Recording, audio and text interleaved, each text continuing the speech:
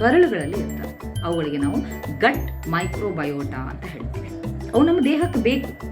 ಅವು ಇಲ್ಲ ಅಂದರೆ ನಾವು ಇರೋಕ್ಕೆ ಸಾಧ್ಯ ಇಲ್ಲ. ಯಾಕೆ ಅಂದರೆ ಅವು ನಮ್ಮ ದೇಹದ ಇಮ್ಯುನಿಟಿಯನ್ನು ಕಾಪಾಡೋದ್ರಲ್ಲಿ ಮಹತ್ವದ ಪಾತ್ರವನ್ನು ವಹಿಸ್ತವೆ.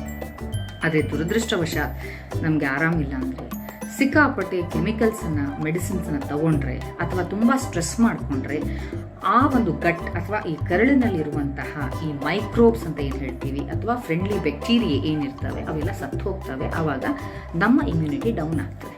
ಅಂದರೆ ನಮ್ಮಲ್ಲಿರುವ ಸೈನ್ಯ ಕಡಿಮೆ ಆಯಿತು. ನಾವು ಹೊರಗಿನವ್ರ ಜೊತೆಗೆ ಯುದ್ಧ ಮಾಡಲಿಕ್ಕೆ ಕೆಪಾಸಿಟಿ ಇಲ್ಲದಂತೆ ಆಗ್ತದೆ. ಆವಾಗ ನಮ್ಮ ಇಮ್ಯುನಿಟಿ ಕಡಿಮೆ ಆಗ್ತದೆ. ಇಲ್ಲಿ ಏನು ಆ ಕೊಟೇಶನ್ ಪ್ರಕಾರ ಎಲ್ಲ ಅಂಗಾಂಗಗಳು ಸರಿಯಾಗಿ ಕೆಲಸ ಮಾಡಬೇಕು, ಎಲ್ಲ ರೀತಿಯ ಟಿಶ್ಯೂಸ್, ಎಲ್ಲ ಅಂಗಾಂಶಗಳು ಅಥವಾ ಎಲ್ಲ ಕ್ರಿಯೆಗಳು ಸರಿಯಾಗಿರಬೇಕು. ಅಂದರೆ ಕೇವಲ ಒಂದೇ ಒಂದು ಆರ್ಗನ್ ಸರಿ ಕೆಲಸ ಮಾಡಿದರೆ ಇಮ್ಯುನಿಟಿ ಬರುವುದಿಲ್ಲ.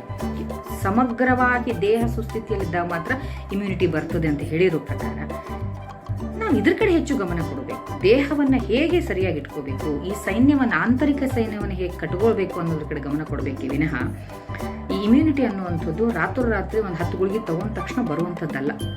ಇದು ನಿಯಮಿತವಾಗಿ ಆಹಾರ, ವಿಹಾರ, ವಿಚಾರ, ವ್ಯಾಯಾಮ ಇವುಗಳನ್ನು ಸರಿಯಾಗಿ ಮಾಡಿದಾಗ ಹಂತ ಹಂತವಾಗಿ ನಮ್ಮ ಇಮ್ಯುನಿಟಿ ಡೆವಲಪ್ಮೆಂಟ್ ಆಗ್ತಾ ಹೋಗ್ತದೆ. ಮತ್ತು ಇಮ್ಯುನಿಟಿ ಡೌನ್ ಆಗಲಾರದಂತಹ ಕೆಲಸಗಳನ್ನು ನಾವು ಮಾಡ್ಕೊಳ್ತಾ ಇರಬೇಕು. ಉದಾಹರಣೆಗೆ ಸ್ಟ್ರೆಸ್ ತಗೊಳ್ಳಾರದೆ ಇರುವಂಥದ್ದು, ಈ ಗಟ್ ಮೈಕ್ರೋಬಯೋಟಾ ಇದರ ಮೇಲೆ ಒಂದು ಸರಿಯಾದಂಥ ಒಂದು ನಿಗಾ ವಹಿಸ್ಕೊಳ್ಳುವಂಥದ್ದು. ಯಾಕೆಂದರೆ ಬಹಳಷ್ಟು ಇಂಟರ್ ರಿಲೇಷನ್ಸ್ ಇರ್ತವೆ. ಅದಕ್ಕೆ ನಾವು ಗಟ್ ಬ್ರೈನ್ ಆಕ್ಸಸ್ ಅಂತಲೂ ಕೂಡ ಹೇಳ್ತೀವಿ. ಅಂದರೆ ಗಟ್ ಅಂದರೆ ನಮ್ಮ ಕರುಳು ಮತ್ತು ಬ್ರೈನ್ಗೆ ನೇರವಾದ ಸಂಬಂಧ, ವಿಚಾರಗಳಿಗೂ ಮತ್ತು ಕರಳಿಗೆ. ಅದಕ್ಕೆ ನಮ್ಮಲ್ಲಿ ಹೇಳ್ತೀವಿ ಕೋಶೆ ಕೋಶೆ ಮಸ್ತಿಷ್ಕಂ ಅಂತ. ಪ್ರತಿ ಸೆಲ್ಗೂ ಕೂಡ ತನ್ನದೇ ಆದ ಬ್ರೈನ್ ಇದೆ, ಇಂಟೆಲಿಜೆನ್ಸ್ ಇದೆ ಅನ್ನೋದನ್ನು.